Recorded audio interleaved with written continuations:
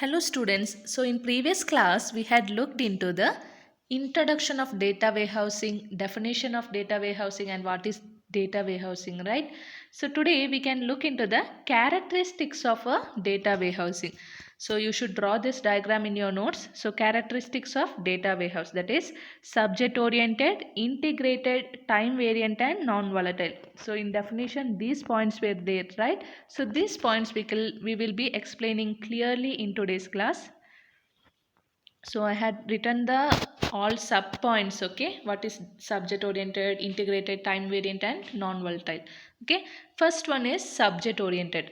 A data warehouse is organized around the major subjects such as customer, product, sales, etc. So the in data warehouse it considers the main subject, what the data about. It is a customer data or product data, finance data, marketing data, student data or a sales data. So like this the subject matters in a data warehouse. So data are organized according the subject instead of an application. For example, an insurance company using a data warehouse would organize their data by customer, premium and claim instead of by different products, bike, car and auto. So you can consider the example of the college also. If we are considering the data, like there will be a student data, lectures data, then staff other data like office staff data. So we are considering those data. We will be sometimes we will be dividing according to the department also, like that, right? So it is like a data main subject we are considering, so the subject oriented. So the data organized by the subject obtains only the information necessary for the decision supporting process. So by the collection of the data, with the collection of those important subject, only we will make the decision for the output, right? So it is a subject oriented. Integrated. A data warehouse is usually constructed by integrating the multiple heterogeneous sources such as relational database, flat files and OLTP files. So from these files, like multiple, we had seen in data sources, we can have multiple files. It can be a data files, MS Access files, Excel files, table files. So from these we are integrating, we are taking them together. What are the information we want, we are taking them, so that it means integrating. Data cleaning and data integration techniques are applied. It ensures the consistency in naming convention, encoding the structures, attribute, measures and so on among the different data sources. When data is moved to the data warehouse, it is converted. So everything which we had collected from the different data sources will be used for a data warehouse, which will be converted. Okay, so it is known as a integrated. From the multiple data source, we will collect the important fields which will be useful for the producing the output.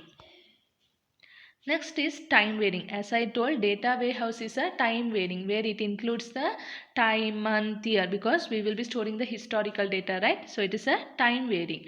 Data are stored in a data warehouse to provide a historical perspective. Every key structure in the data warehouse contains the implicitly or explicitly an element of a time. So here you can see the diagram. Don't draw these diagrams and all in your notes. So here data warehouse data will be having the, when we are collecting the data, it also has the time, right? So it's the time varying.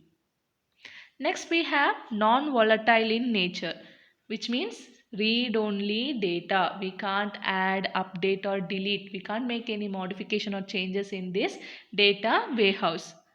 Okay, a data warehouse is always a physically separated store of data which is transformed from the application data found in the appropriate environment. The existing data in the data warehouse are not updated or changed in any way once the enter the data warehouse. So as I told, the data warehouse can't make any changes. Okay, here you can see this diagram. Don't draw this diagram in your notes. Okay, there will be the end user, data warehouse end user, business user. So internal source system, from the internal source system means the data sources or operational database, we can create, update, delete transaction. Okay, external source system, then in data warehouse we have read only data where we can't make any changes. Just I put this diagram for your understanding of this data warehouse. Okay, so I think you are all clear with these characteristics and even the definition. Yesterday we had seen data warehouse is a subject oriented, integrated, time varying and a non volatile in nature. So once you understand these characteristics, it is easy to define the warehouse. Okay, next we have the difference between the data warehouse and DBMS.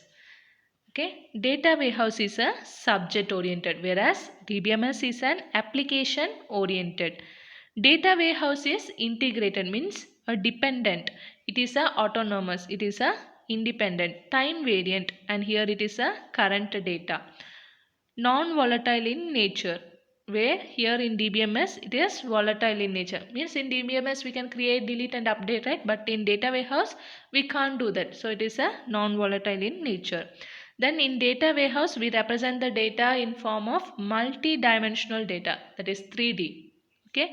In DBMS we represent the data in 2-dimensional.